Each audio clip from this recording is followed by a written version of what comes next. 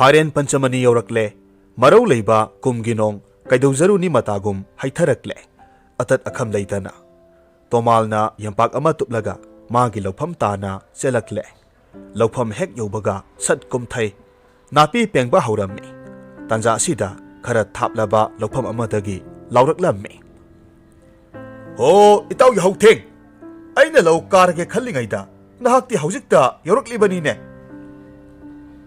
ꯍꯣ ꯆꯨꯝꯃꯤ ꯏꯇꯥꯎ ꯂꯨꯈꯣꯏ ꯈꯔ ꯉꯟꯇꯥ ꯂꯥꯛꯀꯦ ꯇꯧꯕꯅꯤ ꯑꯗꯨꯕꯨ ꯅꯆꯜ ꯅꯨꯄꯤꯗꯣ ꯀꯨꯝ ꯊꯥ ꯁꯨꯔꯛꯄꯒꯤ ꯄꯥꯛ ꯍꯦꯛ ꯊꯥꯗꯣꯛꯄ ꯌꯥꯗꯕꯒꯤꯅꯤ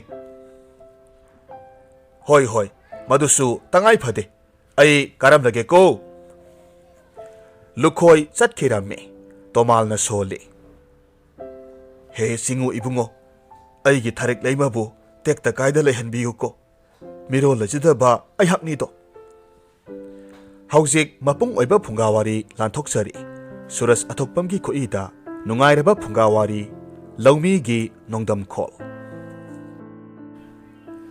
ꯈꯨꯡꯒꯪ ꯑꯃꯒꯤ ꯋꯥꯔꯤꯅꯤ ꯇꯣꯃꯥꯜ ꯀꯧꯕ ꯁꯨꯕ ꯅꯣꯝꯕ ꯀꯟꯕ ꯅꯨꯄꯥ ꯑꯃꯒ ꯊꯥꯔꯤꯛ ꯂꯩꯃ ꯀꯧꯕꯤ ꯑꯃꯒ ꯃꯇꯩ ꯃꯅꯥꯎ ꯅꯨꯡꯉꯥꯏꯅ ꯂꯩꯔꯝꯃꯤ ꯏꯃꯨꯡꯁꯤ ꯁꯦꯜ ꯄꯥꯏꯕꯃꯛ ꯅꯠꯇ꯭ꯔꯕꯁꯨ ꯂꯧꯎ ꯁꯤꯡꯎ ꯇꯧꯗꯨꯅ ꯆꯥꯕꯃꯛꯇꯤ ꯋꯥꯠꯂꯝꯗꯦ ꯃꯈꯣꯏꯒꯤ ꯃꯆꯥꯅꯨꯄꯥ ꯑꯅꯤ ꯄꯣꯛꯂꯝꯃꯤ ꯃꯁꯤꯒꯤ ꯃꯇꯨꯡꯗ ꯊꯥꯔꯤꯛ ꯂꯩꯃ ꯀꯨꯝꯊꯥ ꯁꯨꯔꯛꯇꯨꯅ ꯃꯆꯥ 3 ꯁꯨꯔꯛꯀꯗꯧꯕ ꯃꯇꯝ ꯑꯣꯏꯔꯛꯂꯝꯃꯤ ꯃꯇꯝ ꯑꯗꯨ ꯐꯥꯏꯔꯦꯟ ꯊꯥꯒꯤ ꯀꯨꯝꯑꯣꯟ ꯀꯨꯝꯗꯝ ꯍꯧꯔꯛꯄ ꯅꯣꯡꯖꯨꯅ ꯂꯦꯞꯄ ꯂꯩꯇꯅ ꯆꯤꯟꯊꯔꯤ ꯅꯤꯡꯉꯥꯏ ꯆꯥꯎꯕ ꯑꯉꯥꯡ ꯑꯃꯒꯤ ꯃꯇꯧꯒꯨꯝ ꯇꯣꯃꯥꯜꯅ ꯂꯧꯕꯨꯛ ꯆꯠꯅꯅꯕ ꯁꯦꯝ ꯁꯥꯔꯝꯃꯤ ꯃꯇꯝ ꯑꯁꯤꯗ ꯊꯥꯔꯤꯛ ꯂꯩꯃꯅ ꯍꯥꯏꯔꯛꯂꯝꯃꯤ ꯅꯨꯄꯥ ꯑꯩ ꯉꯁꯤꯁꯦ ꯍꯛꯆꯥꯡ ꯀꯌꯥ ꯅꯨꯡꯉꯥꯏꯇꯦ ꯍꯥꯟꯅ ꯑꯁꯨꯝꯅ ꯑꯃꯨꯛꯇ ꯇꯧꯈꯤꯗ꯭ꯔꯦ ꯈꯣꯝꯂꯦꯟ ꯃꯪꯂꯥꯟꯗꯁꯨ ꯂꯩꯃ ꯅꯤꯡꯊꯧꯀꯣꯜꯒꯤ ꯂꯩꯀꯣꯜ ꯀꯌꯥꯗ ꯀꯣꯏꯔꯝꯃꯤ ꯌꯥꯔꯕꯗꯤ ꯉꯁꯤꯁꯦ ꯂꯧꯕꯨꯛꯇ ꯂꯦꯡꯕꯤꯗꯅ ꯏꯅꯥꯛꯇ ꯂꯩꯕꯤꯌꯨꯕ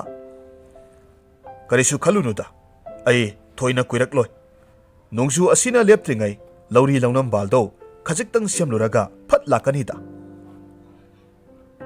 ꯄꯪꯀꯨꯏ ꯀꯨꯏꯕꯤꯔꯛꯀꯅꯨꯀꯣ ꯍꯣꯔꯦꯟ ꯂꯧ ꯀꯥꯔꯛꯄꯗ ꯈꯨꯟꯗꯣꯟꯒꯤ ꯏꯅꯦ ꯆꯥꯎꯕꯤꯗꯣ ꯉꯥꯏꯍꯥꯛ ꯂꯦꯡꯕꯤꯔꯛꯎ ꯍꯥꯏꯕꯤꯔꯝꯃꯨ ꯇꯣꯃꯥꯜ ꯃꯥꯒꯤ ꯂꯧꯕꯨꯛꯇ ꯂꯧꯔꯤ ꯂꯧꯅꯝꯕꯥꯜ ꯁꯦꯝꯂꯝꯃꯤ ꯅꯥꯄꯤ ꯄꯦꯡꯂꯝꯃꯤ ꯇꯥꯟꯖꯥ ꯑꯁꯤꯗ ꯅꯨꯄꯥ ꯃꯆꯥ ꯑꯃ ꯂꯥꯛꯂꯒ ꯄꯥꯎ ꯇꯝꯂꯝꯃꯤ ꯍꯣ ꯇꯥ ꯇꯣꯃꯥꯜ ꯏꯇꯩꯃꯗꯣ ꯃꯁꯥ ꯌꯥꯝꯅ ꯉꯝꯗ꯭ꯔꯦ ꯍꯥꯏꯔꯦ ꯑꯃꯨꯛꯇ ꯌꯨꯝꯗ ꯌꯧꯕꯤꯔꯨꯆꯨꯋꯣ ꯇꯣꯃꯥꯜ ꯈꯨꯗꯛꯇ ꯊꯕꯛ ꯊꯥꯗꯣꯛꯂꯒ ꯈꯨꯟꯗꯣꯟꯗ ꯂꯩꯕꯤ ꯃꯥꯌꯣꯛꯅꯕꯤ ꯆꯥꯎꯕꯤꯕꯨ ꯀꯧꯔꯨꯗꯨꯅ ꯃꯌꯨꯝꯗ ꯌꯧꯔꯛꯂꯝꯃꯤ ꯃꯤꯠꯀꯨꯞ ꯈꯔ ꯂꯩꯔꯒ ꯊꯥꯔꯤꯛ ꯂꯩꯃ 3 ꯁꯨꯕ ꯑꯣꯏꯅ ꯃꯆꯥꯅꯨꯄꯥ ꯑꯃ ꯐꯪꯖꯔꯝꯃꯤ ꯄꯥꯎꯁꯤ ꯇꯥꯕꯗ ꯇꯣꯃꯥꯜ ꯍꯔꯥꯎꯖꯩ ꯃꯆꯤꯟꯗ ꯁꯣꯜꯂꯤ ꯏꯃꯥ ꯄꯥꯖꯤꯅ ꯏꯇꯣꯝꯇ ꯄꯣꯛꯂꯝꯕꯅ ꯑꯩꯅ ꯀꯌꯥꯗ ꯋꯥꯖꯕ ꯍꯧꯖꯤꯛꯇꯤ ꯏꯆꯥꯅꯨꯄꯥ 3 ꯁꯨꯔꯦ ꯑꯩꯅ ꯄꯥꯝꯕ ꯊꯣꯛꯂꯦꯗꯣ ꯇꯣꯃꯥꯜꯒꯤ 3 ꯁꯨꯕ ꯃꯆꯥꯅꯨꯄꯥ ꯐꯪꯖꯕꯒꯤ ꯏꯄꯥꯟ ꯊꯥꯕ ꯅꯨꯃꯤꯠꯅꯤ ꯅꯨꯃꯤꯠ ꯑꯁꯤꯗ ꯑꯌꯨꯛꯇꯒꯤ ꯍꯧꯅ ꯃꯔꯨꯞ ꯃꯄꯤꯖꯥ ꯀꯌꯥꯕꯨ ꯄꯤꯖ ꯄꯤꯊꯛ ꯇꯧꯖꯔꯝꯃꯤ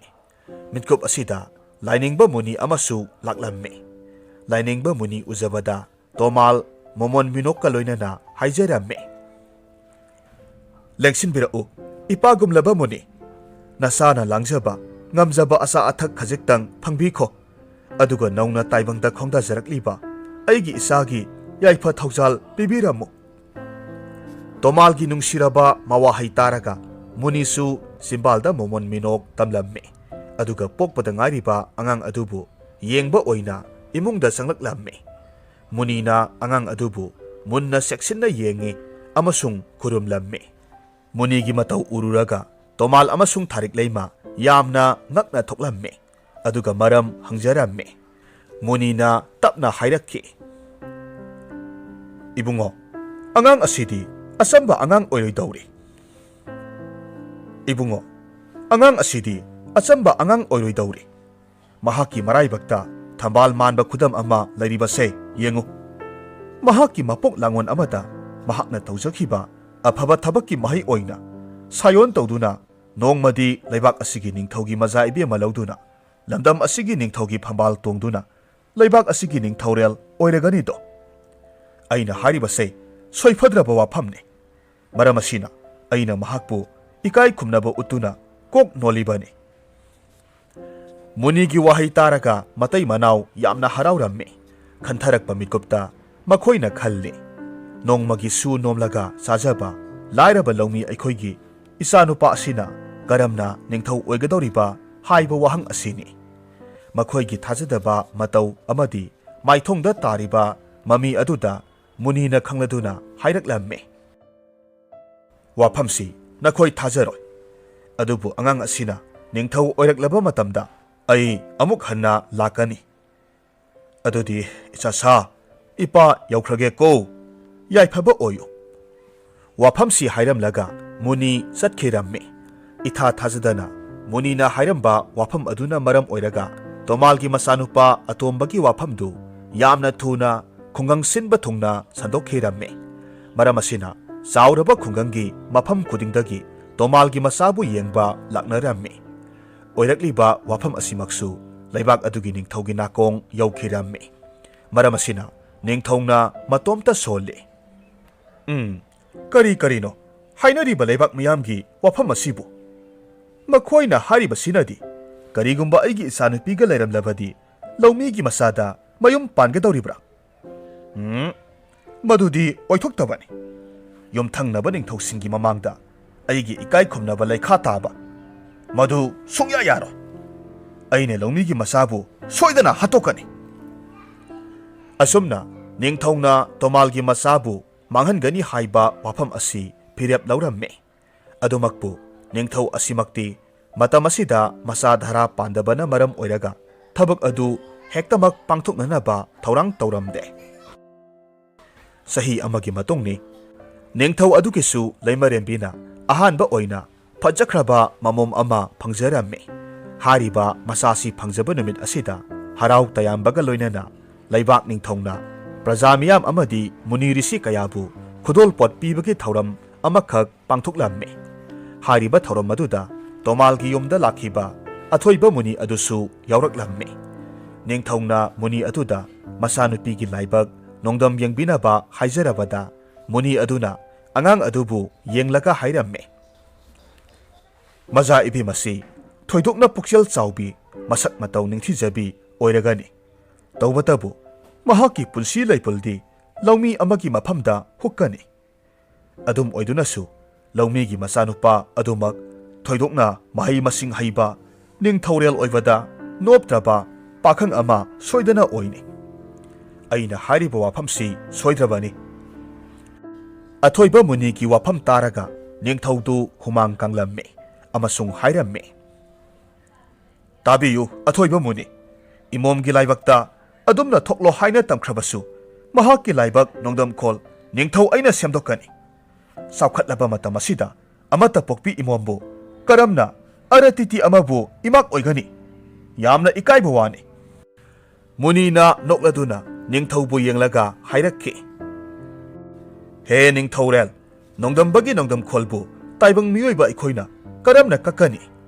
ꯑꯩꯒꯤ ꯋꯥꯐꯝꯗꯤ ꯁꯣꯏꯗ꯭ꯔꯕꯅꯤ꯫ ꯃꯨꯅꯤ ꯑꯗꯨ ꯌꯥꯏꯐ ꯊꯧꯖꯥꯜ ꯄꯤꯕꯤꯔꯝꯂꯒ ꯀꯣꯅꯨꯡ ꯊꯥꯗꯣꯛꯂꯒ ꯆꯠꯈ꯭ꯔꯦ꯫ ꯅꯨꯃꯤꯠ ꯑꯁꯤꯒꯤ ꯑꯍꯤꯡꯗꯨꯃꯛ ꯅꯤꯡꯊꯧꯗꯨ ꯃꯊ꯭ꯋꯥꯏ ꯅꯨꯡꯉꯥꯏꯇꯕꯅ ꯇꯨꯝꯕ ꯌꯥꯈꯤꯗ꯭ꯔꯦ꯫ ꯀꯔꯤ ꯀꯝꯗꯧꯅ ꯊꯧꯑꯣꯡ ꯑꯁꯤꯗꯒꯤ ꯅꯥꯊꯩꯍꯟꯕ ꯌꯥꯒꯗꯒꯦ ꯍꯥꯏꯕ ꯈꯟꯗꯨꯅꯇ ꯂꯩꯈ꯭ꯔꯦ꯫ ꯃꯊꯪꯒꯤ ꯅꯨꯃꯤꯠꯅꯤ꯫ ꯅꯤꯡꯊꯧꯅ ꯂꯩꯉꯥꯡ ꯐꯤꯖꯦꯠ ꯂꯩꯇꯦꯡꯗꯨꯅ, ꯃꯀꯣꯛꯇ ꯖꯇꯥ ꯄꯨꯗꯨꯅ, ꯃꯈꯨꯠꯇ ꯀꯝꯕꯜ ꯇꯂꯨ ꯄꯥꯏꯗꯨꯅ ꯇꯣꯃꯥꯜꯅ ꯂꯩꯔꯤꯕ ꯈꯨꯡꯒꯪ ꯑꯗꯨꯗ ꯂꯥꯏꯅꯤꯡꯕ ꯃꯨꯅꯤ ꯁꯥꯗꯨꯅ ꯂꯥꯛꯂꯝꯃꯤ꯫ ꯃꯍꯥꯛꯅ ꯈꯨꯜ ꯑꯗꯨꯗ ꯇꯣꯃꯥꯜꯒꯤ ꯃꯌꯨꯝ ꯊꯤꯕꯗ ꯊꯣꯏꯅ ꯑꯋꯥꯕ ꯑꯣꯏꯗꯦ꯫ ꯃꯔꯝꯗꯤ ꯇꯣꯃꯥꯜꯒꯤ ꯃꯆꯥꯅ ꯅꯤꯡꯊꯧ ꯑꯣꯏꯒꯅꯤ ꯍꯥꯏꯕꯒꯤ ꯋꯥꯔꯤ ꯈꯨꯡꯒꯪ ꯑꯗꯨꯗ ꯀꯥꯎꯕ ꯂꯩꯇꯦ꯫ ꯃꯨꯅꯤ ꯁꯥꯔꯤꯕ ꯅꯤꯡꯊꯧꯅ ꯇꯣꯃꯥꯜꯒꯤ ꯁꯨꯃꯥꯡꯗ ꯂꯦꯞꯂꯒ ꯍꯥꯏꯔꯝꯃꯤ, ꯍꯔꯤ ꯑꯣꯝ, ꯍꯔꯤ ꯑꯣꯝ, ꯌꯨꯝ ꯑꯁꯤꯕꯨ ꯇꯣꯃꯥꯜꯒꯤ ꯁꯪꯒꯥꯏ ꯑꯣꯏꯔꯕ꯭ꯔꯥ? ꯃꯤ ꯂꯩꯔꯕꯗꯤ ꯃꯄꯥꯜꯗ ꯉꯥꯏꯍꯥꯛꯇ ꯂꯦꯡꯊꯣꯛꯄꯤꯔꯛꯂꯣ꯫ ꯅꯤꯡꯊꯧꯒꯤ ꯈꯣꯟꯖꯦꯜ ꯇꯥꯕꯗ ꯇꯣꯃꯥꯜ ꯏꯃꯨꯡꯗꯒꯤ ꯊꯣꯔꯛꯂꯒ ꯈꯨꯔꯨꯝꯂꯝꯃꯤ꯫ ꯑꯗꯨꯒ ꯀꯔꯤ ꯊꯕꯛꯀꯤ ꯃꯨꯅꯤꯅ ꯂꯦꯡꯕꯤꯔꯛꯄꯅꯣ ꯍꯪꯖꯔꯝꯃꯤ꯫ ꯅꯤꯡꯊꯧꯅ ꯍꯥꯏꯔꯝꯃꯤ, ꯋꯥꯐꯝꯗꯤ ꯃꯁꯤꯅꯤ, ꯃꯍꯥꯛ ꯍꯤꯃꯥꯂꯣꯏ ꯆꯤꯡꯈꯣꯡꯗꯒꯤ ꯂꯥꯛꯄꯅꯤ꯫ ꯃꯍꯥꯛꯀꯤ ꯑꯥꯗꯤ ꯒꯨꯔꯨꯅ ꯇꯥꯛꯄꯤꯕ ꯃꯇꯨꯡ ꯏꯟꯅ ꯑꯗꯣꯝꯒꯤ ꯅꯆꯥꯅꯨꯄꯥ ꯑꯇꯣꯟꯕꯗꯨ ꯅꯤꯡꯊꯧꯔꯦꯜ ꯁꯣꯏꯗꯅ ꯑꯣꯏꯔꯒꯅꯤ꯫ ꯃꯔꯝ ꯑꯁꯤꯅ ꯅꯤꯡꯊꯧ ꯑꯣꯏꯕ ꯍꯥꯏꯕꯁꯤꯗꯤ ꯅꯍꯥꯛꯀꯤ ꯂꯥꯏꯔ ꯈꯪꯄꯣꯛꯁꯪ ꯑꯁꯤꯅ ꯃꯄꯨꯡ ꯐꯥꯔꯣꯏ꯫ ꯈꯨꯠꯁꯨ ꯇꯦꯟꯁꯨ ꯕꯦꯗ ꯄꯨꯔꯥꯟ ꯀꯌꯥꯒꯤ ꯂꯧꯁꯤꯡ ꯂꯩꯕ ꯆꯪꯕꯅ ꯃꯔꯝ ꯑꯣꯏꯔꯒ ꯃꯨꯅꯤ ꯑꯩꯈꯣꯏꯒꯤ ꯃꯍꯩ ꯁꯪꯂꯦꯟꯗ ꯄꯨꯗꯨꯅ ꯑꯈꯥꯛꯄ ꯂꯩꯇ ꯕꯤꯗ꯭ꯌꯥ ꯇꯝꯕꯤꯔꯁꯤ ꯍꯥꯏꯗꯨꯅ ꯋꯥꯔꯦꯞꯅꯔꯗꯨꯅ ꯅꯆꯥꯅꯨꯄꯥꯕꯨ ꯂꯧꯕ ꯂꯥꯛꯂꯤꯕꯅꯤ ꯍꯥꯏꯔꯝꯃꯤ꯫ ꯃꯨꯅꯤꯒꯤ ꯋꯥꯐꯝꯗ ꯏꯆꯝ ꯆꯝꯖꯕ ꯂꯧꯃꯤ ꯇꯣꯃꯥꯜꯗꯤ ꯍꯔꯥꯎꯔꯝꯃꯤ꯫ ꯑꯗꯨꯝ ꯑꯣꯏꯗꯨꯅꯁꯨ ꯊꯥꯔꯤꯛ ꯂꯩꯃꯅ ꯊꯣꯔꯛꯂꯒ ꯍꯥꯏꯔꯝꯃꯤ, ꯑꯩꯈꯣꯏꯒꯤ ꯏꯆꯥꯕꯨ ꯄꯨꯕꯤꯈꯤꯅꯨ ꯃꯍꯥꯃꯨꯅꯤ ꯑꯊꯣꯏꯕ, ꯏꯆꯥ ꯌꯥꯎꯗꯅ ꯑꯩ ꯍꯤꯡꯕ ꯉꯝꯂꯣꯏ꯫ ꯅꯤꯡꯊꯧ ꯑꯣꯏꯕ ꯑꯣꯏꯗꯕ ꯃꯃꯥ ꯑꯩꯒꯤ ꯏꯐꯝꯗ ꯆꯞ ꯃꯥꯟꯅꯩ꯫ ꯑꯩꯈꯣꯏ ꯂꯧꯃꯤꯒꯤ ꯏꯃꯨꯡꯅꯤ꯫ ꯂꯧꯃꯤ ꯑꯩꯈꯣꯏꯒꯤꯁꯨ ꯅꯨꯡꯉꯥꯏꯕ ꯄꯨꯟꯁꯤ ꯃꯔꯦꯜ ꯑꯃꯗ ꯍꯤꯡꯖꯔꯤꯕꯅꯤ꯫ ꯋꯥꯔꯧꯕꯤꯅꯨ, ꯌꯧꯕꯤꯔꯣ꯫ ꯊꯥꯔꯤꯛ ꯂꯩꯃꯒꯤ ꯋꯥꯐꯝ ꯇꯥꯔꯒ ꯇꯣꯃꯥꯜꯗꯤ ꯋꯥ ꯉꯥꯡꯕ ꯊꯣꯛꯇ꯭ꯔꯦ꯫ ꯃꯍꯥꯛꯀꯤ ꯅꯨꯄꯤꯅ ꯍꯥꯏꯔꯛꯂꯤꯕ ꯋꯥꯐꯝ ꯄꯨꯝꯅꯃꯛ ꯑꯆꯨꯝꯕ ꯉꯥꯛꯇꯅꯤ꯫ ꯃꯁꯤꯗꯅꯤ ꯃꯍꯥꯛꯅ ꯇꯉꯛ ꯇꯉꯛ ꯌꯦꯡꯂꯤꯕ꯫ ꯑꯗꯨꯝ ꯑꯣꯏꯗꯨꯅꯁꯨ ꯋꯥꯈꯜ ꯂꯧꯁꯤꯡ ꯂꯩꯈ꯭ꯔꯕ ꯆꯥꯎꯔꯕ ꯂꯩꯕꯥꯛ ꯑꯃꯒꯤ ꯅꯤꯡꯊꯧꯅꯤ꯫ ꯃꯍꯥꯛꯀ ꯂꯥꯏꯔꯤꯛ ꯂꯥꯏꯁꯨ ꯍꯩꯖꯗꯕ ꯃꯇꯩ ꯃꯅꯥꯎꯒ ꯃꯥꯌꯣꯛꯅꯕ ꯉꯝꯕ ꯅꯠꯇꯦ꯫ ꯃꯍꯥꯛꯅ ꯍꯥꯏꯔꯛꯂꯝꯃꯤ, ꯏꯆꯥꯅꯨꯄꯤ, ꯏꯄꯥ ꯋꯥ ꯍꯥꯏꯒꯦ꯫ ꯅꯍꯥꯛꯀꯤ ꯋꯥꯐꯝꯁꯨ ꯂꯥꯜꯂꯤ ꯍꯥꯏꯕꯗꯤ ꯅꯠꯇꯦ꯫ ꯇꯧꯕꯇꯕꯨ ꯅꯈꯨꯠꯇ ꯈꯨꯗꯣꯞ ꯌꯥꯌꯣꯏꯕ ꯑꯃ ꯄꯥꯏꯔꯕ ꯐꯥꯎꯕ ꯀꯔꯤꯒꯤ ꯋꯥꯈꯜ ꯄꯤꯛꯂꯤꯕꯅꯣ? ꯅꯃꯤꯠ ꯎꯏꯁꯤꯜꯂꯨ ꯑꯗꯨꯒ ꯈꯜꯂꯨꯅꯦ꯫ ꯅꯆꯥꯅꯨꯄꯥꯅ ꯁꯤꯡꯍꯥꯁꯟꯗ ꯂꯦꯝꯅ ꯐꯝꯂꯒ ꯅꯤꯡꯊꯧꯔꯦꯜ ꯑꯃꯒꯤ ꯃꯃꯥ ꯑꯣꯏꯕꯤ ꯅꯍꯥꯛꯅ ꯅꯆꯥꯒꯤ ꯂꯦꯡꯖꯨꯝꯗ ꯄꯥꯏꯗꯨꯅ ꯂꯩꯕꯥꯛ ꯄ꯭ꯔꯖꯥꯒꯤ ꯋꯥꯌꯦꯜ ꯊꯧꯗꯥꯡ ꯇꯧꯕꯗꯨ ꯅꯍꯥꯛꯄꯨ ꯑꯣꯏꯅꯤꯡꯗꯕ꯭ꯔꯥꯅꯦ? ꯁꯦꯟꯅꯕꯤ ꯅꯅꯥꯏ ꯂꯤꯁꯤꯡ ꯂꯤꯁꯤꯡꯅ ꯅꯍꯥꯛꯀꯤ ꯑꯀꯣꯏꯕꯗ ꯍꯔꯥꯎ ꯇꯌꯥꯝꯅ ꯋꯥꯔꯤ ꯁꯥꯕꯗꯨ ꯄꯥꯝꯕꯤꯗꯕ꯭ꯔꯥ?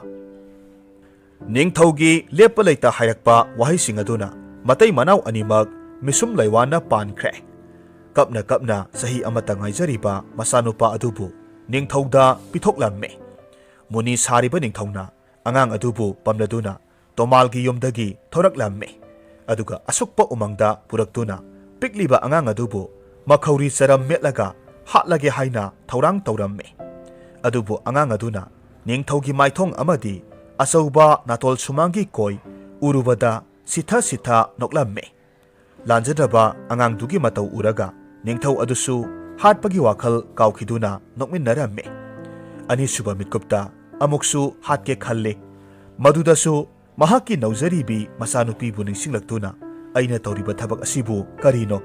ꯑꯉꯥꯡ ꯑꯁꯤꯒꯤ ꯃꯔꯥꯜꯕꯨ ꯀꯔꯤꯅꯣ?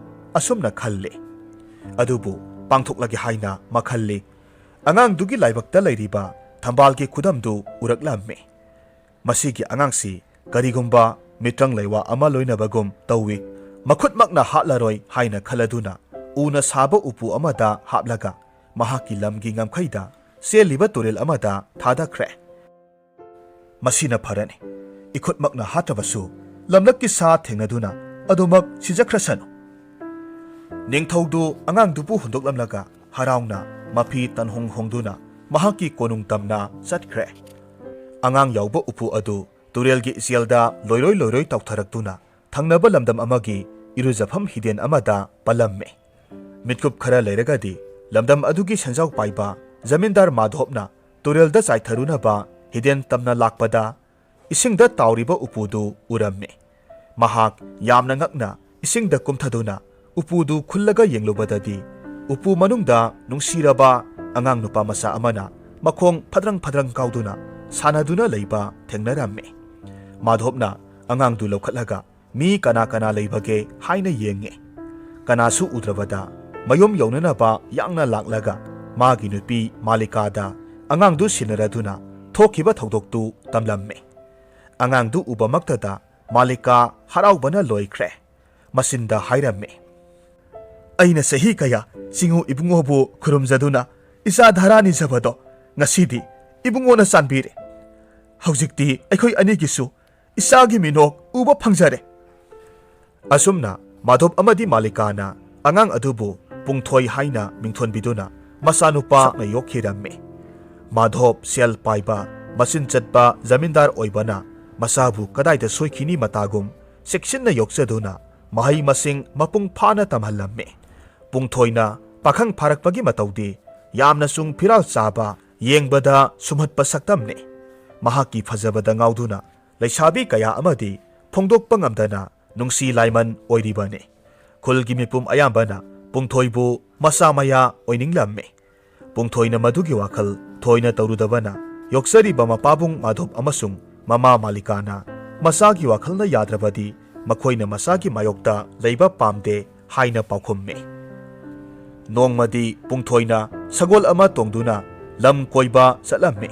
Matam asida thangnaba lamdam haibadi mahaki apokpagi lamdamda paliba ningthau aduna manai masal kayaga loinena sagol gari tongduna lamgi ngamkhai yauraklammi. Makhoigi sagol gari du yangna thongman khibana lambi mataida sanaduna leijariba angang amada takke taurabada pungthoina yamna khonglei thuna ningthaugi sagol gari adubu songsinduna pharamme amasung sanaduna leijariba angang adubu asok apan thokpadagi kanbiramme. Pungthoigi sarit sara haiba tanja khangna taurakpa thabak urubada ningthongna angakpa pokladuna lauraklamme. Ho icha ibungo nahakpu kana oirabano thaunana leiriba isagi saban murti asidi phachakreda nangbu aina sak khangnaba pami amukta ngaibikho. Pungthoina khumlamme adombu kana oirabano aibu karigi kaubiribano ningthongna hairamme. Nahakna thauna leina songsinduna aigi sagol gari phaduna angang amagi punsi kanbiba uraga aina nangbu mana mathum pigi haidana khalibani. Aisei thangnaba lamdam asigi ningthongni isa ibungo. Pungthoina khumme o aidi khangjarure maharaj aigi ming pungthoi kaujai zamindar madhobki masanupane. Nungaireda isaga khangnaba nakhoigi lamdam asigi zamindargi masa ibungoni hairabanina isana nahaki pabungbu amukta khangna haludana ipabo. Makhoi ani wari sana sana ningthongna pungthoigi laibakta leiriba thambal manba khudam adu uraklamme. Mapukningda khalli hi masigi angangsidi aina sirasanu haidana turelda thadakhibaduni karamna zamindargi masa oiramlibano. Masimaktabu asengba khangdoklage haina khaladuna pungthoiga loinena zamindar madhobki mayumda lakminaramme. Masana ningthaugi phizol setpa nupa ama purakpa urabada madhobna hairamme. Ipagi pungthoi nahakna loinarakliba mahasoi asibu kana oirabano kari wafam leirabage. Pungthoinasu aiga lakminariba ahalsi thangnaba lamdamgi ningthongni pabungbu khangnaningi haiduna yumda koirakpani hairamme. Madhobna ningthaubu athoiba atithini haiduna taram taram okpiramme amasung lengbirakpagi maramsu hangzaramme. Maduda marai mara sauraba ningthongna sem saduna hairamme.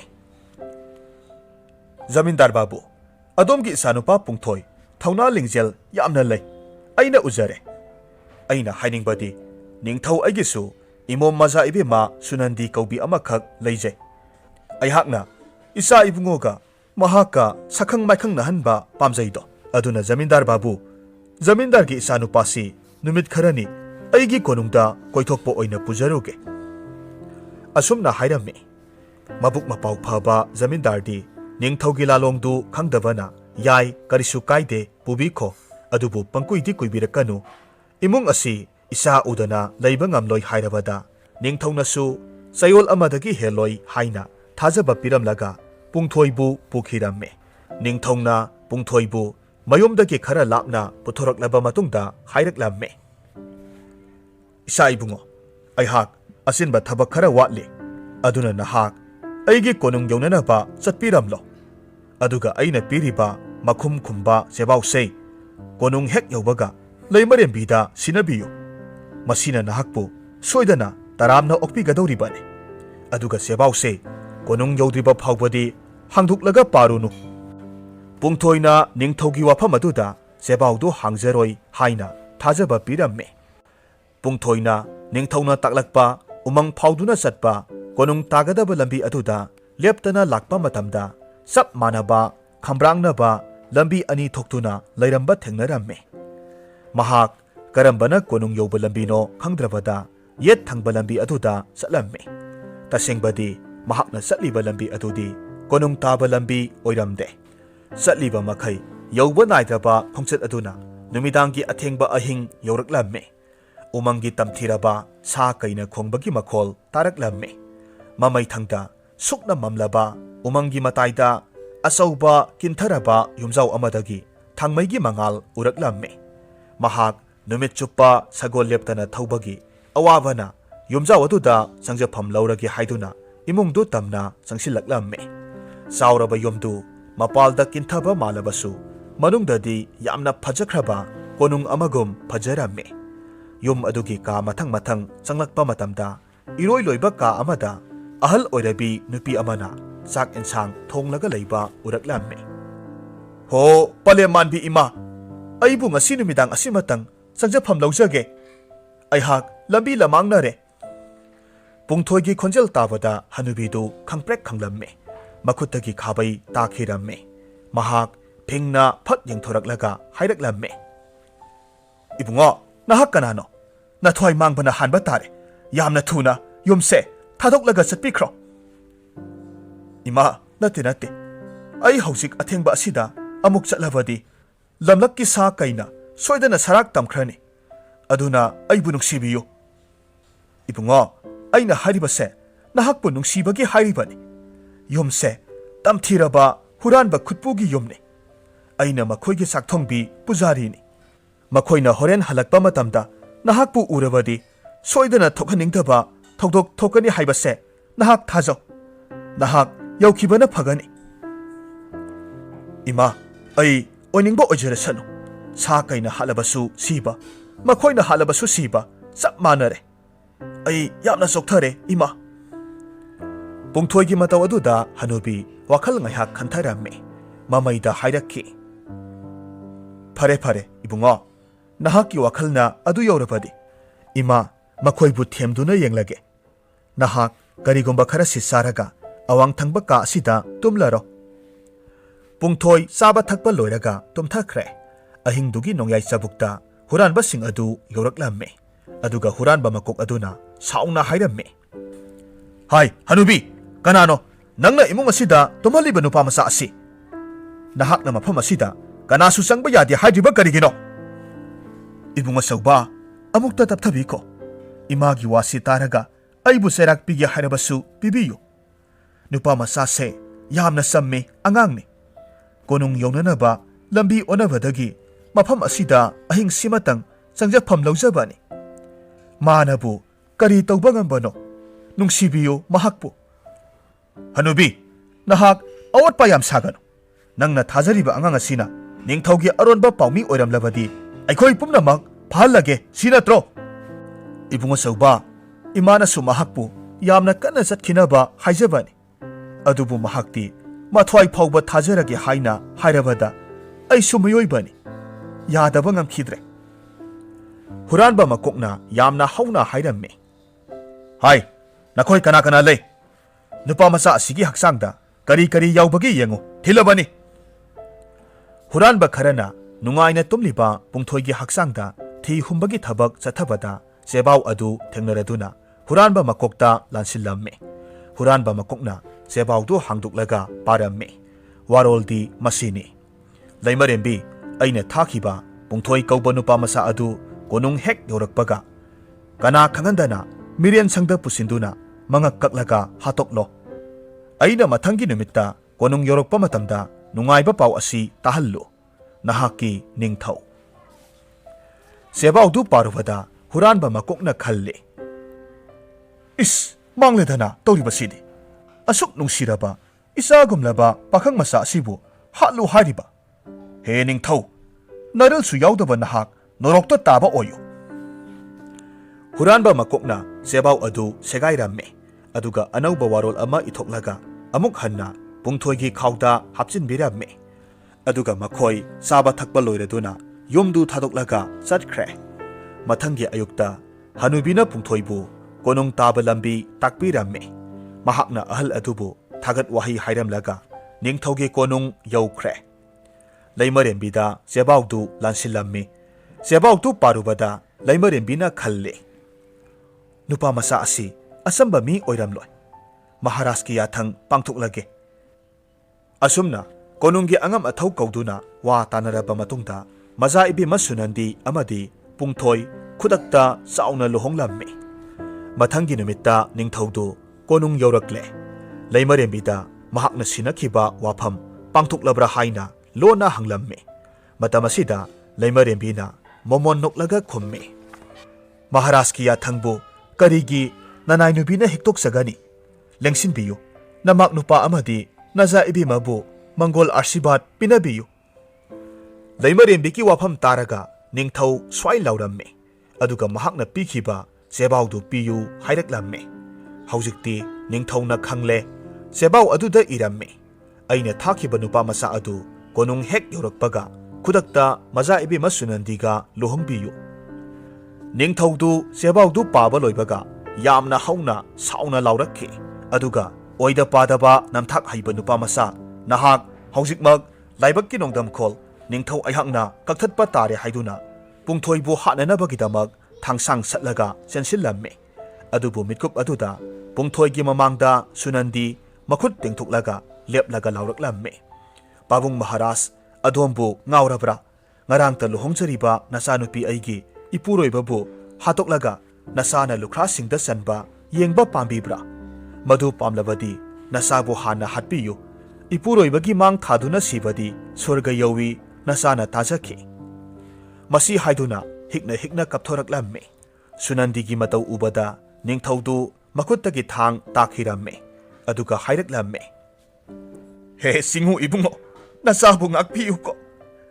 ꯑꯩꯅ ꯀꯔꯤꯁꯨ ꯂꯥꯟꯖꯗ꯭ꯔꯕ ꯂꯧꯃꯤ ꯑꯃꯒꯤ ꯃꯆꯥꯕꯨ ꯏꯃꯥꯛ ꯑꯣꯏꯕ ꯏꯀꯥꯏꯕꯗꯒꯤ ꯍꯧꯖ ꯊꯦꯡꯈꯥꯡ ꯀꯌꯥ ꯃꯍꯥꯛꯀꯤ ꯃꯐꯝꯗ ꯄꯥꯞ ꯂꯪꯁꯤꯟꯈ꯭ꯔꯦ ꯍꯧꯖꯤꯛꯇꯤ ꯑꯩꯅ ꯈꯪꯂꯦ ꯇꯥꯏꯕꯪ ꯃꯄꯨꯅ ꯄꯤꯕꯤꯕ ꯃꯤꯑꯣꯏꯕꯒꯤ ꯂꯥꯏꯕꯛꯀꯤ ꯅꯣꯡꯗꯝꯈꯣꯜ ꯍꯥꯏꯕꯁꯦ ꯃꯤꯑꯣꯏꯕ ꯀꯅꯥꯅ ꯁꯦꯝꯗꯣꯛꯄ ꯉꯝꯗꯦ ꯍꯥꯏꯕ ꯅꯤꯡꯊꯧꯒꯤ ꯃꯇꯧ ꯑꯗꯨꯗ ꯄꯨꯡꯊꯣꯏ ꯃꯪꯒꯨꯝ ꯈꯜꯂꯤ ꯑꯗꯨꯕꯨ ꯂꯧꯃꯤꯒꯤ ꯃꯆꯥ ꯍꯥꯏꯔꯤꯕꯁꯤꯅ ꯀꯅꯥꯕꯨꯅꯣ ꯑꯩꯕꯨ ꯂꯧꯃꯤꯒꯤ ꯃꯆꯥ ꯑꯣꯏꯔꯒꯅ ꯑꯩꯒꯤ ꯑꯄꯣꯛꯄ ꯑꯄꯣꯛꯄꯤ ꯀꯗꯥꯏꯗ ꯂꯩꯕ ꯃꯊꯣꯡ ꯃꯔꯝ ꯈꯪꯗꯕ ꯋꯥꯍꯪ ꯀꯌꯥ ꯃꯇꯣꯝꯇ ꯍꯪꯖꯔꯤꯉꯩꯗ ꯀꯣꯅꯨꯡꯒꯤ ꯃꯄꯥꯜꯗꯒꯤ ꯋꯥꯐꯝꯁꯤ ꯍꯥꯏꯈꯤꯕ ꯂꯥꯏꯅꯤꯡꯕ ꯃꯨꯅꯤꯅ ꯄꯨꯡꯊꯣꯏꯒꯤ ꯑꯄꯣꯛꯄ ꯑꯄꯣꯛꯄꯤ ꯄꯨꯗꯨꯅ ꯂꯥꯛꯂꯝꯃꯤ ꯑꯗꯨꯒ ꯅꯤꯡꯊꯧꯗ ꯍꯥꯏꯔꯝꯃꯤ ꯍꯦ ꯅꯤꯡꯊꯧꯔꯦꯜ ꯅꯍꯥꯛ ꯅꯤꯡꯊꯧ ꯑꯣꯏꯕꯗ ꯃꯄꯨꯡ ꯐꯥꯗ꯭ꯔꯦ ꯅꯍꯥꯛꯅ ꯇꯧꯖꯈꯤꯕ ꯄꯥꯞ ꯀꯌꯥꯗꯨ ꯀꯣꯛꯅꯅꯕ ꯑꯩꯒꯤ ꯑꯥꯁ꯭ꯔꯝꯗ ꯂꯦꯡꯂꯁꯤ ꯅꯤꯡꯊꯧꯒꯤ ꯐꯤꯖꯣꯜ ꯊꯥꯗꯣꯛꯂꯒ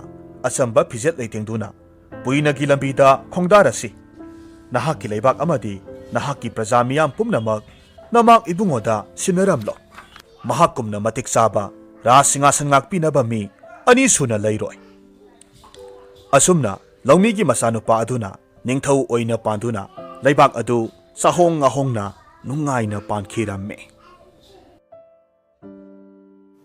ꯋꯥꯔꯤꯁꯤ ꯅꯨꯡꯉꯥꯏꯕꯤꯔꯒꯗꯤ ꯂꯥꯏꯛ ꯇꯧꯕꯤꯔꯝꯃꯨ ꯀꯃꯦꯟ ꯇꯧꯕꯤꯔꯝꯃꯨ ꯑꯃꯗꯤ ꯆꯦꯅꯦꯜ ꯑꯁꯤꯗ ꯅꯧꯅ ꯆꯪꯕꯤꯔꯛꯄ ꯑꯣꯏꯔꯒꯗꯤ ꯁꯕꯁꯀ꯭ꯔꯥꯏꯕ ꯇꯧꯕꯤꯔꯝꯃꯨ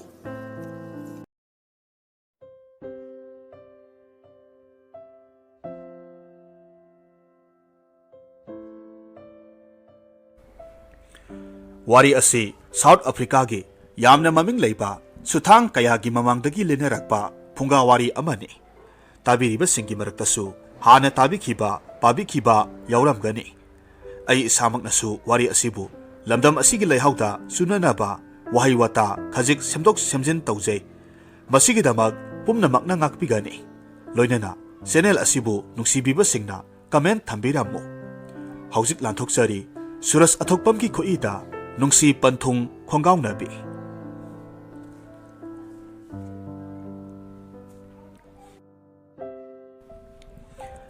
ꯊꯥꯏꯅ ꯃꯃꯥꯡꯉꯩꯗ ꯈꯥ ꯊꯪꯕ ꯑꯐ꯭ꯔꯤꯀꯥꯒꯤ ꯑꯥꯔꯌꯥꯃꯥ ꯀꯧꯕ ꯅꯤꯡꯊꯧ ꯄꯥꯟꯕ ꯈꯨꯡꯒꯪ ꯑꯃ ꯂꯩꯔꯝꯃꯤ ꯍꯥꯏꯔꯤꯕ ꯈꯨꯡꯒꯪ ꯑꯁꯤꯗ ꯆꯍꯤ 14 ꯈꯛꯇ ꯉꯥꯏꯖꯔꯤꯕꯤ ꯂꯩꯁꯥꯕꯤ ꯃꯆꯥ ꯑꯃ ꯂꯩꯔꯝꯃꯤ ꯃꯍꯥꯛꯀꯤ ꯃꯃꯤꯡ ꯖꯨꯔꯤ ꯀꯧꯔꯝꯃꯤ ꯅꯨꯄꯤ ꯃꯆꯥ ꯑꯁꯤꯒꯤ ꯀꯨꯆꯨ ꯀꯨꯂꯩ ꯂꯝ ꯌꯧꯕꯤꯅꯤ ꯃꯤꯁꯅꯥ ꯑꯅꯤꯃꯛꯁꯨ ꯌꯥꯔꯧ ꯁꯖꯤꯕꯨ ꯉꯝꯖꯕꯤꯅꯤ ꯃꯁꯤꯒꯤ ꯃꯊꯛꯇ ꯃꯇꯝ ꯆꯨꯞꯄ ꯍꯔꯥꯎ ꯃꯃꯣꯟ ꯇꯧꯗꯨꯅ ꯅꯣꯛꯐꯦꯠ ꯇꯧꯕ ꯑꯃꯁꯨꯡ ꯃꯋꯥꯍꯩ ꯈꯣꯟꯖꯦꯜ ꯇꯞꯄꯤ ꯂꯩꯁꯤ ꯂꯩꯊꯣꯟꯕꯤꯅꯤ ꯖꯨꯔꯤꯒꯤ ꯃꯄꯥꯕꯨꯡ ꯂꯝꯗꯝ ꯑꯗꯨꯒꯤ ꯈ꯭ꯋꯥꯏꯗꯒꯤ ꯁꯥꯗꯥꯟꯕ ꯍꯩꯕ ꯇꯤꯃꯦꯟꯇꯥ ꯂꯪꯕ ꯑꯃꯗꯤ ꯂꯤꯔꯨꯡ ꯇꯦꯟ ꯀꯥꯞꯄꯒꯤ ꯃꯍꯩꯗ ꯃꯈꯨꯠ ꯆꯨꯝꯕꯒꯤꯗꯃꯛ ꯅꯤꯡꯊꯧꯒꯤ ꯃꯅꯥ ꯃꯊꯨꯝ ꯐꯪꯈ꯭ꯔꯕ ꯃꯤꯑꯣꯏꯅꯤ ꯑꯗꯨꯒ ꯖꯨꯔꯤꯒꯤ ꯃꯃꯥ ꯑꯗꯨ ꯂꯝꯗꯝ ꯑꯗꯨꯒꯤ ꯅꯥꯠꯀꯤ ꯁꯩꯍꯦꯛ ꯁꯩꯗꯥꯗ ꯈꯣꯟꯖꯦꯜ ꯅꯨꯡꯁꯤꯕꯗ ꯃꯃꯤꯡ ꯂꯩꯕꯤ ꯅꯨꯄꯤꯅꯤ ꯏꯃꯨꯡ ꯑꯗꯨ ꯃꯈꯣꯏ ꯑꯍꯨꯝꯗꯪ ꯑꯣꯏꯕꯅ ꯆꯥꯕ ꯊꯛꯄ ꯋꯥꯇꯅ ꯅꯨꯡꯉꯥꯏ ꯌꯥꯏꯕꯤ ꯃꯔꯥꯡ ꯀꯥꯏꯅ ꯂꯩꯕ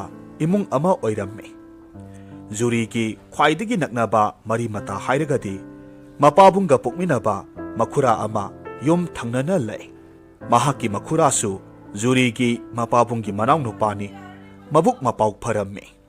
Zuri busu khwaidagi hena luna tawjaba miyoini.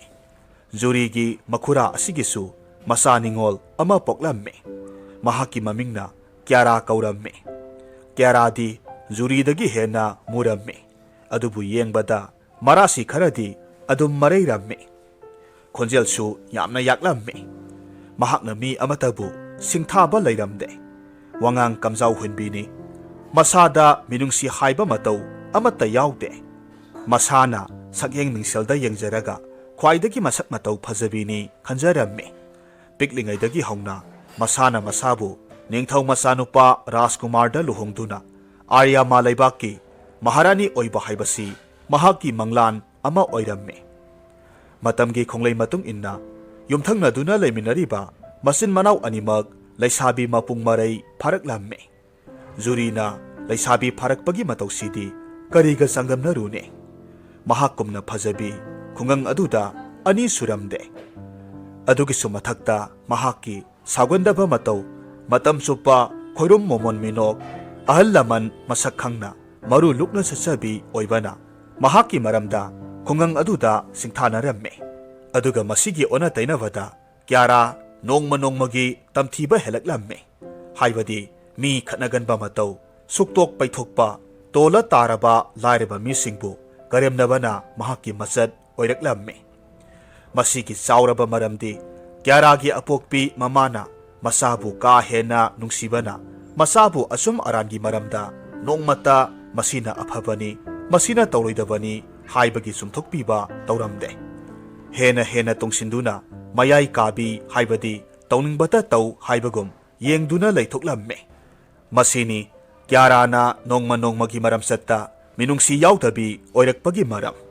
Nongmadi Zurina mayumgi chak ising thongnanaba yamna kanna hotnaringaida Laikagi miyoi amakhak laklaga hairamme.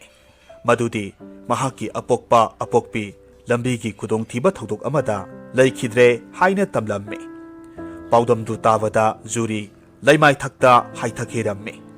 Mahakna lausing lakpa mitgupta mahaki makhurana themjinduna hairamme.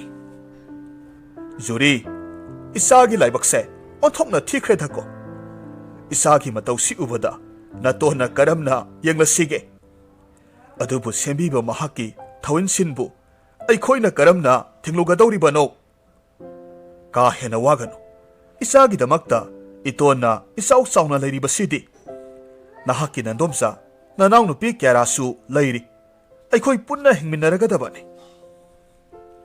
Asumna khanghaudana Zurigi ahal laman leikidrabada mahak makhuraga punna leiminakiramme. Zuri mahausana Yumgi kupnom sakthong phoksu masu tana tawjabi nupi masa oibana makhuragi da leiraba matungda ayuk anganbadagi hauduna sumang thelong waisit lamseng tawramme.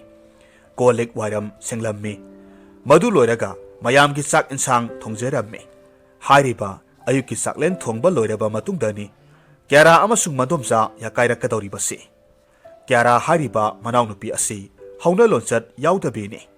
Wahai wata hautabini mahakna masye Zuribu ise kaubagi mahutta maming adum kauramme. Zurida mahakna maming kaubasi mamana semdu hairebasu mahakna adum khumme. Zuri haiba nupisi mahakka pukminaba natte saidangbini haina irai laina khumme. Mahakki paukhumda mamana noksaramme. Zurisu manau nupigi matau khangi adum momon noklamme. Numit khudingi ayukki saklen loikraba matungda Zurina makhoi mayamgi lukhak sagum sengba madu loiraga mayamgi phisu phijam tawramme. Matamasida mahak matomta nungsiba isai kaya ngangjaramme. Isai singadu kayamuk yamna phajabage haibada manakta horamba upalda tongliba usek waya pumnamak nungsina magi akoibada khonglaklamme. Masigumba matauda Zurigi thamoigi awaba pumnamak kokjaribani. Mahakna yumgi thabak suba nombada isai sakpa uraga Kyarana hairamme. Zuri nahaki isai do taningde sakya hairaga alam hangdara karino chatlaga sakluro. Isegi Kyara isena isai khajik ngangbasina awaba pothari banine. Adu oirabasu इमुंगसे अइना Yadav थबक अमता तौबा यारो येंगु नंगना इसै हेक सकपगा उसेक ओया पुंबा खोंगलिबसे नमे तो उद्रो तानिंगदि हारिबसिनी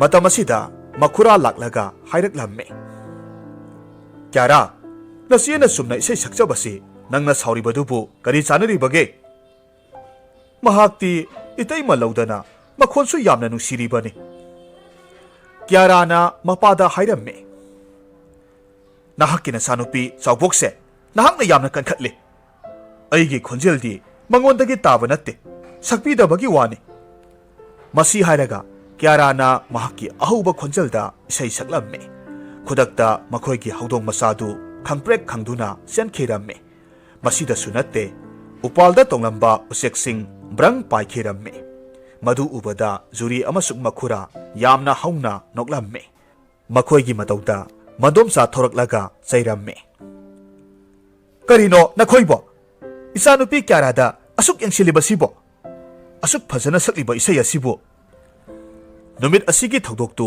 करिसु नत्रबसु क्याराना मसेबु यामना नुंसीदबा हेंजेलक्लम्मे करिगुंबा मतमदा जुरी अमसुंग क्यारा कैथेलदा पोतचै लैबा चमिनरम्मे मखोइ अनि उबदा मियामना हाइनै येंगुनहे जुरीगी सक्तमसी लाइरेंबिगुम फजद्रा महाकुम निंगथीबिसिदी लमदम असिगी साकागी रानी ओइरगा मतिक सागदबनी साका हाइबसी मखोइगी लोंदा निंगथौबु खंगनै वाफमदु तावदा जुरी तुमिन्ना मोमोन नोक्सरम्मे अदुबु क्याराना खल्ले मसिगी मिनाइ नुबिसिगा चटमिनबसी अइगी इकाइ खुमनबा पुमनमक मांगले हानदगी फजदुना लैरिबी अइबु मखोइना मिनाइ नुपी असिगा सांगदमनबा साइने मसिगी नुपी असिना अइबु नोंगमा नोंगमा खोइदौ सिकपा हेलहल्ले असुमना खलदुना खुमलक्लम्मे नखोइ नथौ लैत्रबरो अइखोइबु येंगदुना ता लैरिबा असिबो मियामदु वा मखा ताखिद्रे मयुम यौरगा क्याराना जुरीबु मयुमदगी मपान थोकपा यारोय हाइना किहल्लम्मे नोंगमदी आर्यागी खुंगंग अदुगी साकागी पाउजेल अमा लौथोकलम्मे मदुदी साकागी अमता पोक्सबा राजकुमारगी नुपी खनबगी थौरम अमा पांथुकलगनी हाइरम्मे हारिबा थौरम असि लौरोक पंथा लोइरबा मतुंग नुमित हुमनी सुपना पांथुकनी मरम असिना लमदम अदुदा लैरिबा लैसाबिसिंग लैजबी थादुना केथरगा राजकुमारगा लोइनना रियल दान हारिबा जगोइदु सागदबनी लैसाबी पाखंगसिंग बिलतोंग मथेल चामिनगनी बिलतोंग हारिबा मथेलसी मखोइना यामना पामनबा अकंगबा सागा मना मसिंगा पुन्ना फुटलगा थोंगबा अहाउबा मथेल अमने साकागी पाउजेल तारुबदा क्यारा हराउबना लोइख्रे महाक्ना पुंसीदा मसिगुंबा तांजा अमा ngaiduna leijaribane maramaduna mamada hairamme ima sakagi paujal tahobra aise handakti rajkumar ga jagoi saragani mahakna aibu ubada nuksibana ngaugani natrane mamana khumme karigi ngaudani nang muk phajabi khul asida ani sude imana khangi makhoi mama masagi wari tariba mapabung noklaga hairakhi aigi isa kyara su phaje aduga isa ahal juri su phaje aduna kumai asei nakhoi ani punna yaumi nagadabane kyara na yamna usitana khumme pabung na hariba sibu juri busu yahon sisini ne yaro masidi minai amagi mathau natte mahakti yumgi thabak suba nomba yamna pamjabani yumda na sinduna adum lejesanu mapana hairamme hoine mahakti yumgi thabak inkhangsu makuk mata loinamak ngamme tawthorakpa thabaksu masu tai karigumba laibak phaduna sakana noi anigi manungda ama mamau aigi haraklabadi aigedi laibak phabani mapagi wafam taraga mamana hairakki nupa somda amukta nahaki chawbok nasanupi sei misum laiwa haibagum tawine aduna mahak yaururabadi isanupi kyaragi punsigi mangjariba manglan se kaibasu yai aduna yahallagum se hera mama nangsu nasanupi gi wakhal chap hek mane aigidi isa animak se chap manana nungsi noina hekte henjina phataba matau tawganuko. Numit asi makhoi wari watai kaya marum sanaramme. Imungdu koirang langlamme. Mamai thangda juri busu jagoi yauba haiba wafamda tare. Maramdi makhurana juri bu jagoi yaundrabadi kyarasu yauba yaroi haina phirep laubagi maramnane. Juri na jagoi yaukrabadi Rajkumar na juri bu soidanamak pamkhini haibasi mandom sana khange. Juri gi phajaba saktam miyamna sonai haibasisu mahakna khange. Maram asina kari tauraga thabak asi nathaisigi haina khanba hauraklamme. Numit adu konungi kumhai hauba numit ne. Lamdam adu ki leisabising phirol waibana waiba leibana leiba keba hotnabada khawang senaduna sak saba phauba kaunare. Juri di hanagum nganta hauduna yomgi thabak pumnamak loisinjaramme. Matam asida madom sana hairakki. Juri ngasidi indomsa yomgi lai khurumba numitni. Aduna nahak mafam sidagi mail tara satlaga leiba sedo tureldagi ising pun ama sokluso. Hariba tureldugi ising do khwaidagi asengba isingni. Indomsa ising dubudi ay sokcharuge. Adubu miyamna haine sedo turel haibadudi asiba thawai kayagi leifamni haina ahal laman singna takpiki. Aduna indomsa ay itomta satpado kijaiye. Hai tumilayo taningde. Turel duda namana pa asibado thengnagani kibro. Ising soluso harabadi soluso dana. Mahaki laikidraba apokpa apokpi panduna hairakpa madom sagi wafam taraga juri yamna pukning nungsidamme. Pambai letaduna pun paiduna ising sokpa satlamme. Hariba numit asi juri na sakagi jago yauruna ba haiduna laikidraba mapabung na pibiramba khuji amakhak sijaramme. Hariba khuji si asamba khuji natte. Mayaida arangba tampha thille. Yengbada thawan michaki matawgum irang langna phajaramme. Hariba khuji si matam amada mapabungna sadan basatpa matamda achauba sa phaba ngambagi-damak sakana pibiramba mana mathum amani. Isam samba miyoi amatana siba yaba khuji natte. Jurina khuji asimak mapabunggi aroiba nungsi khudol oibana mapabung makni khanjaduna seksinna losinduna thamjabane. Maramdi khuji asi kyara amadi mandom sana ukhiba thoklabadi mahaki oiba phangloi haibasi mahakna khanglamme.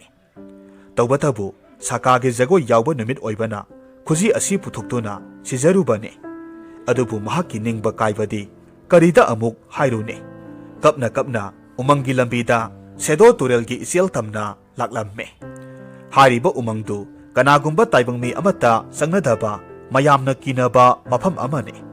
Asum asum matomta kina sangsinba haurakpada mahaki matungda kanagumba amana satpagi akangba unada netlubagi prek prek haiba makhol tarakki. Khonjel tu tabada yamna kina tunghanna yanglamme. Adubu kanasu uramde. Aroibada mahak kaplamme.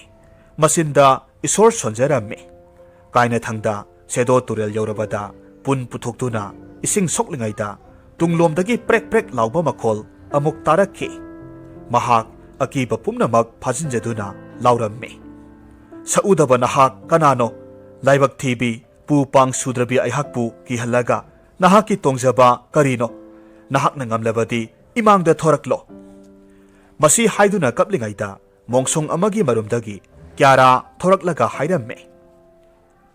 Juri nahak ngasidi warauba yade aigi khutta siba tare.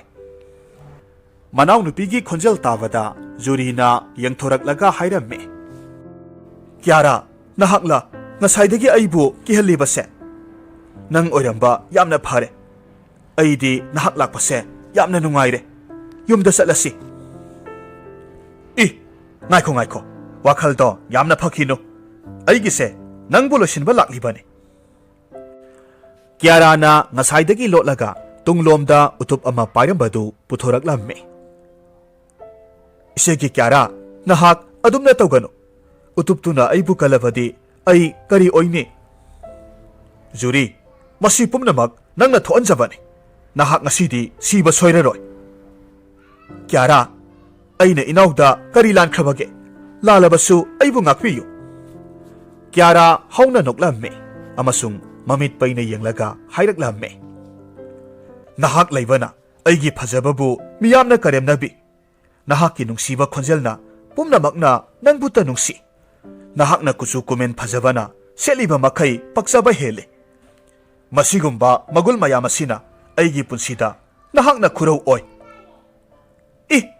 ꯀꯗꯥꯏꯗꯒꯤ ꯐꯖꯕ ꯈꯨꯖꯤꯅꯣ ꯅꯪ ꯍꯨꯔꯥꯟꯕꯤꯔꯥ ꯑꯗꯨꯒꯨꯝꯕ ꯊꯋꯥꯟꯃꯤꯆꯥꯛꯀꯨꯝ ꯐꯖꯕ ꯈꯨꯖꯤ ꯅꯪꯒꯨꯝꯕꯅ ꯃꯄꯨ ꯑꯣꯏꯕ ꯅꯠꯇꯤꯛꯂꯥ ꯃꯗꯨ ꯍꯥꯟꯅ ꯄꯤꯔꯛꯎ ꯀ꯭ꯌꯥꯔꯥ ꯅꯠꯇꯦ ꯈꯨꯖꯤ ꯑꯁꯤꯗꯤ ꯑꯩꯒꯤ ꯂꯩꯈꯤꯗ꯭ꯔꯕ ꯄꯥꯕꯨꯡꯒꯤ ꯑꯔꯣꯏꯕ ꯈꯨꯗꯣꯜꯅꯤ ꯃꯁꯤ ꯅꯠꯇꯕ ꯑꯣꯏꯔꯕꯗꯤ ꯑꯩꯅ ꯀꯔꯤꯒꯤ ꯄꯤꯔꯣꯏ ꯑꯩꯕꯨ ꯉꯥꯛꯄꯤꯌꯨ ꯀ꯭ꯌꯥꯔꯥꯅ ꯈꯨꯗꯛꯇ ꯆꯦꯟꯁꯤꯜꯂꯒ ꯖꯨꯔꯤꯒꯤ ꯃꯀꯣꯛꯇ ꯎꯇꯨꯞꯅ ꯊꯣꯝꯃꯤ ꯆꯩꯅꯥ ꯑꯗꯨꯅ ꯑꯌꯣ ꯏꯃꯥ ꯂꯥꯎꯔꯝꯂꯒ ꯃꯍꯥꯛ ꯋꯥꯈꯜ ꯂꯧꯁꯤꯡ ꯃꯥꯡꯈ꯭ꯔꯦ ꯃꯃꯤꯠꯇ ꯃꯁꯦꯟ ꯃꯔꯥꯡ ꯎꯔꯝꯃꯤ ꯂꯩꯃꯥꯏꯗ ꯇꯞꯅ ꯇꯞꯅ ꯇꯨꯈꯤꯔꯝꯃꯤ ꯑꯗꯨꯒ ꯃꯍꯥꯛꯀꯤ ꯈꯨꯖꯤ ꯑꯗꯨꯁꯨ ꯀ꯭ꯌꯥꯔꯥꯅ ꯃꯨꯟꯈꯤꯔꯝꯃꯤ ꯃꯁꯤꯗꯁꯨ ꯅꯠꯇꯦ ꯀ꯭ꯌꯥꯔꯥꯅ ꯌꯥꯝꯅ ꯃꯤꯅꯨꯡꯁꯤ ꯍꯩꯇꯅ ꯖꯨꯔꯤꯕꯨ ꯃꯈꯣꯡ ꯑꯅꯤ ꯄꯥꯏꯗꯨꯅ ꯁꯣꯔꯣ ꯁꯣꯔꯣ ꯆꯤꯡꯂꯒ ꯂꯣꯛꯁꯞ ꯑꯃꯗ ꯊꯥꯗꯈ꯭ꯔꯦ ꯑꯗꯨꯒ ꯍꯧꯅ ꯅꯣꯛꯂꯒ ꯍꯥꯏꯔꯝꯃꯤ ꯂꯥꯏꯕꯛ ꯆꯥꯎꯕꯤ ꯖꯨꯔꯤ ꯅꯍꯥꯛ ꯅꯨꯡꯉꯥꯏꯅ ꯁꯤꯍꯧꯔꯣꯀꯣ ꯑꯁꯣꯝꯗꯅ ꯑꯥꯔꯌꯃꯥ ꯈꯨꯜꯒꯤ ꯂꯩꯁꯥꯕꯤꯁꯤꯡꯅ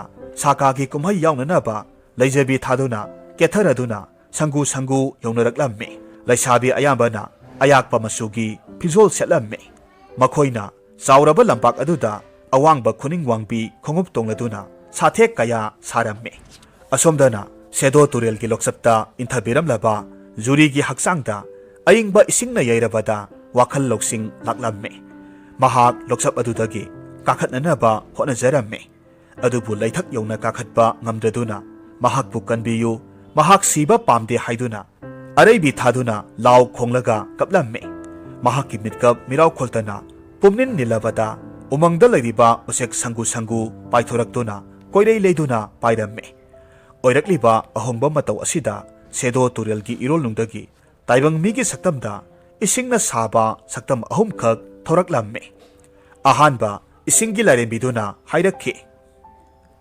ꯀꯔꯤꯅꯣ ꯉꯁꯤ ꯑꯁꯤꯕꯣ ꯎꯃꯪꯒꯤ ꯑꯏꯪꯕ ꯁꯛꯇꯝ ꯑꯁꯤꯕꯨ ꯊꯨꯒꯥꯏꯔꯤꯕꯁꯤ ꯀꯅꯥꯅꯣ ꯑꯅꯤꯁꯨꯕ ꯂꯥꯏꯔꯦꯝꯕꯤꯅ ꯍꯥꯏꯔꯝꯃꯤ ꯌꯦꯡꯉꯨ ꯅꯨꯄꯤ ꯃꯆꯥ ꯑꯃ ꯂꯣꯛꯆꯞꯇ ꯌꯥꯟꯗꯨꯅ ꯂꯩꯔꯦꯅꯦ ꯑꯍꯨꯝꯁꯨꯕ ꯂꯥꯏꯔꯦꯝꯕꯤꯗꯨꯅ ꯍꯥꯏꯔꯝꯃꯤ ꯅꯨꯄꯤ ꯃꯆꯥ ꯑꯁꯤꯗꯤ ꯑꯆꯨꯝꯕ ꯆꯠꯄꯤ ꯁꯛꯍꯦꯟꯕꯤ ꯖꯨꯔꯤꯅꯤ ꯃꯅꯥꯎꯅꯨꯄꯤꯅ ꯃꯍꯥꯛꯄꯨ ꯁꯤꯔꯁꯅꯨ ꯍꯥꯏꯅ ꯍꯨꯟꯗꯣꯛꯂꯝꯕꯅꯤꯅꯦ ꯑꯍꯥꯟꯕ ꯂꯥꯏꯔꯦꯝꯕꯤꯅ ꯍꯥꯏꯔꯝꯃꯤ ꯑꯗꯨ ꯈꯪꯂꯒ ꯅꯈꯣꯏꯅ ꯉꯁꯥꯏꯗꯒꯤ ꯑꯉꯥꯡ ꯑꯁꯤꯕꯨ ꯀꯟꯕꯤꯗ꯭ꯔꯤꯕꯗꯤ ꯀꯔꯤꯒꯤꯅꯣ ꯂꯥꯏꯔꯦꯝꯕꯤ ꯑꯅꯤꯁꯨꯕ ꯑꯃꯁꯨꯡ ꯑꯍꯨꯝꯁꯨꯕꯤꯗꯨꯅ ꯍꯥꯏꯔꯝꯃꯤ ꯑꯩꯈꯣꯏꯗꯤ ꯅꯍꯥꯛꯀꯤ ꯌꯥꯊꯪ ꯉꯥꯏꯖꯕꯅꯤ ꯐꯔꯦꯅꯦ ꯑꯗꯨꯗꯤ ꯃꯅꯥꯎꯅꯨꯄꯤꯗꯨ ꯀꯔꯤ ꯆꯩꯔꯥꯛ ꯄꯤꯁꯤꯒꯦ ꯑꯅꯤꯁꯨꯕꯤꯅ ꯍꯥꯏꯔꯝꯃꯤ ꯀꯨꯝꯍꯩꯗꯤ ꯅꯨꯡꯉꯥꯏꯔꯛꯈꯤꯅꯤ ꯍꯨꯔꯥꯟꯕꯤꯗꯨꯅ ꯈꯨꯖꯤ ꯑꯃ ꯖꯨꯔꯤꯗꯒꯤ ꯃꯨꯟꯗꯨꯅ ꯄꯨꯕꯤꯈ꯭ꯔꯦ ꯃꯗꯨꯅ ꯃꯔꯝ ꯑꯣꯏꯔꯒ ꯃꯍꯥꯛꯀꯤ ꯃꯣꯡꯐꯝ ꯑꯣꯏꯔꯒꯅꯤꯗꯣ ꯂꯥꯏꯔꯦꯝꯕꯤ ꯑꯍꯨꯝꯃꯛ ꯅꯣꯛꯃꯤꯟꯅꯔꯝꯃꯤ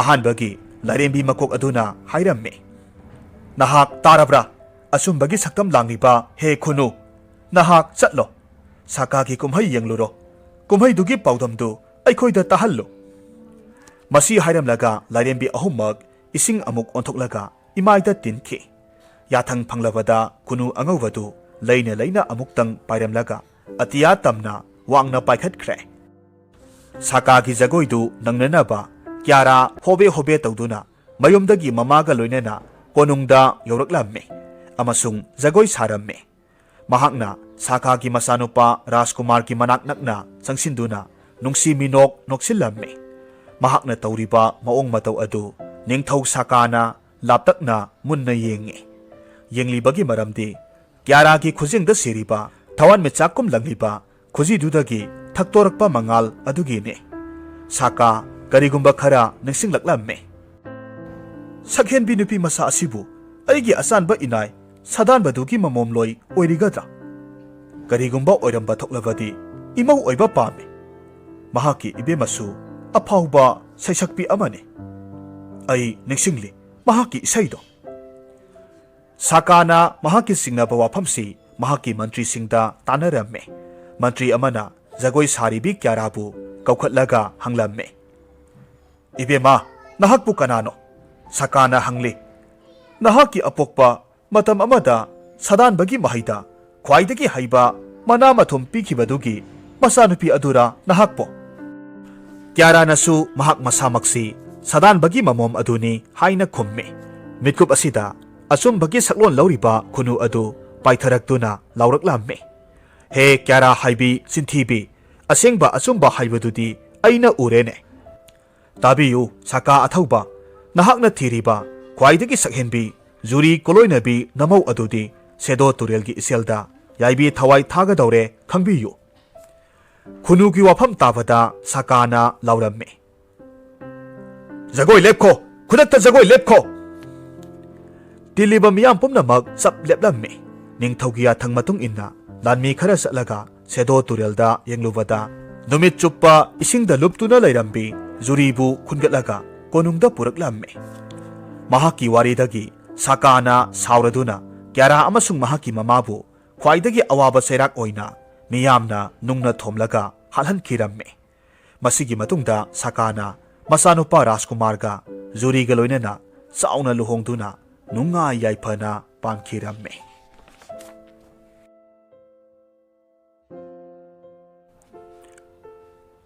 hauzik amuk taminarasi suras athokpamgi gyan loksing oiba wari masasing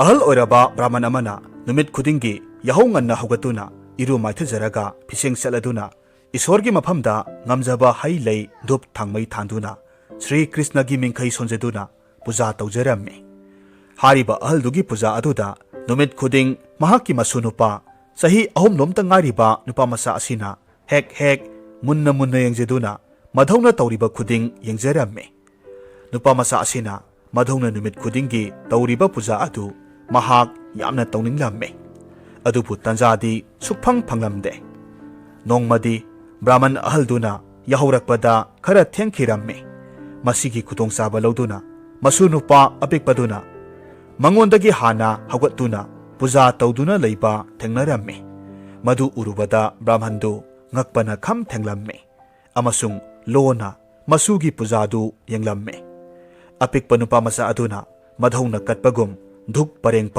polam khudingmak amata sithadana katpa loiraba matungda mamit usinduna makhut ani lonaraduna khurumlaga hairamme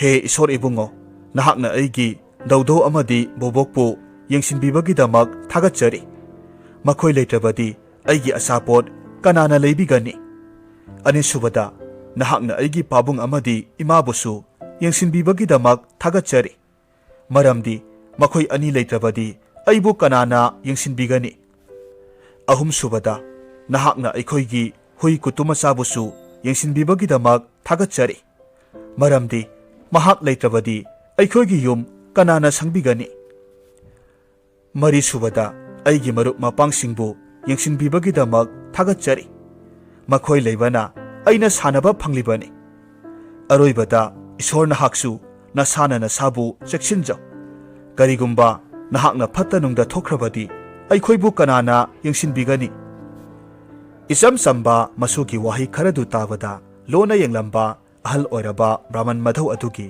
mamittagi mapi lepa leitana sintharaklamme amadi sensinduna masubu kolaga makhazaida supiramme amasung kaplamme anisuba wari nupa amana mahaki nupigi sirol wahi kayada thajaraduna hek apokpi mama adubu all s homda thamjinbiramme ahal oirabi nupidu thamoi kairamme maramdi mahaki masu nupa adubu khwaidagi nungsijaba nupini ahal aduna masanupada hairamme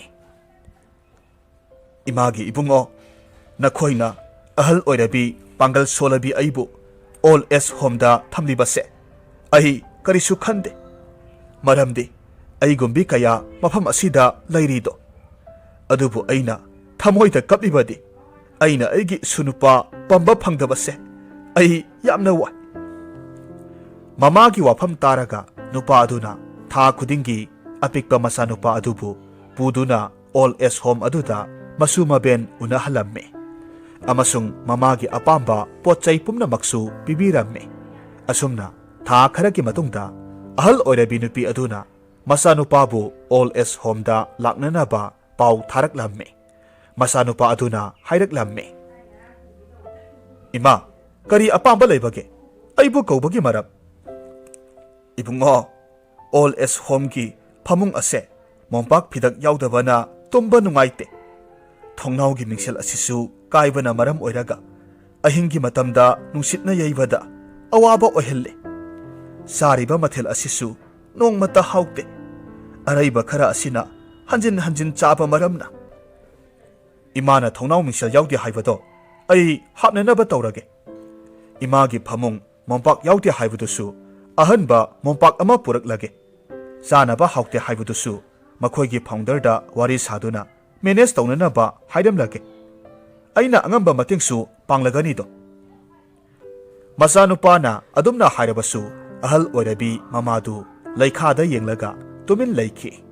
Masanupana hairame. Imagi awatpa pumnamak hotnarage. Kari awatpa lairibage. Ahal oirabi mama aduna hairaklamme.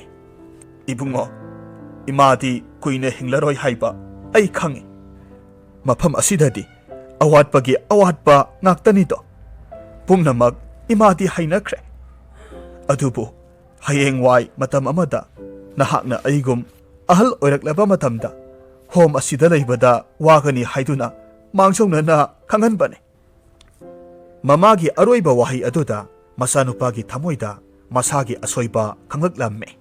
Mamabu konduna hikna kaplamme. Ima ai lankre aibu amukta ngakpiyu. Aisibu mira sara ai lankre haina haijaramme. Ahum suba wari. Asauba government gi hospital amada ahal oiraba nupa amabu mahaki masa mamau mayamna yau tawduna emergency oina pukhalaklamme. Ahaldu khara serious oiba maramna intensive care unit haibadi ICU da thamlamme. Nurse aduna khalle ahal oiraba nupa ase masa masu yamna khulingba ina kaira khunba imung soidana oigani khalle. Adubu mathangi numitagidi masa masu amata lakhidre.